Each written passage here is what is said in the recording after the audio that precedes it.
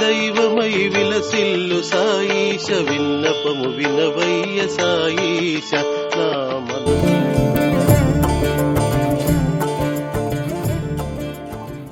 ఒకప్పుడు కాకాసాబ్ దీక్షిత్ తన కుమారుడి ఉపనయనానికి శ్రీ సాయిని నాగపూర్ ఆహ్వానించడానికి షిరిడీ వెళ్ళాడు. అదే సమయానికి నానాసాహెబ్ చందోర్కర్ తన కుమారుడి వివాహానికి సాయిని గ్వాలియర్ ఆహ్వానించడానికి వచ్చాడు.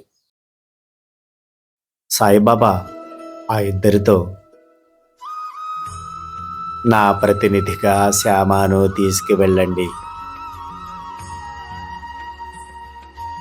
నేను కాశీ ప్రయాగ దర్శించి శ్యామ కంటే ముందుగానే గయ చేరతాను అనే మాట ఇచ్చారు.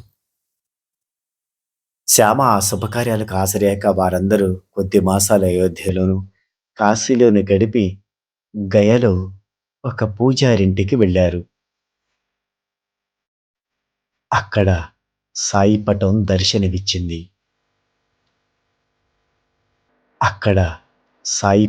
దర్శనమిచ్చింది. దానిని చూడగానే శ్యామకు ఆనంద బాష్పాలొచ్చాయి. ఆ పూజారి 12 సంవత్సరాలకు పూర్వం షిరిడీకి వెళ్ళి శ్యామ ఇంట ఉన్న ఆ పటం తనకు కావాలి అని అన్నాడు. సాయి ఆజ్ఞానుసారం శ్యామ ఆ పటం ఆ పూజారికి ఇచ్చాడు.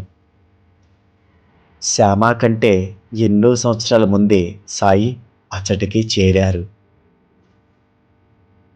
శ్యామ ఆ పూజారింటనే బస చేయడం ఆశ్చర్యం కదా.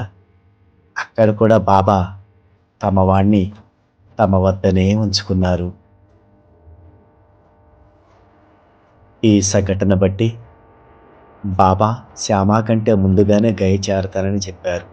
అన్నట్లుగానే ఫోటో రూపంలో ఆ పూజారింట బాబా దర్శనం ఇవ్వడం అనేది జరిగింది. దీనిని బట్టి ఫోటోకి బాబాకి ఎటువంటి భేదం లేదనేది మనం గ్రహించవచ్చు. అది కాక బాబా నిరంతరం మనం ఎక్కడికి వెళ్ళినా మనతో తోడు నీడగా ఉంటారనేది కూడా మనం ఈ సంఘటన బట్టి చూడవచ్చు. ఇంత మంచి లీల మనందరికీ తెలియజేసిన సాయినాథునికి श्री सच्चिदानंद सद्गुरु साईनाथ महाराज की जय।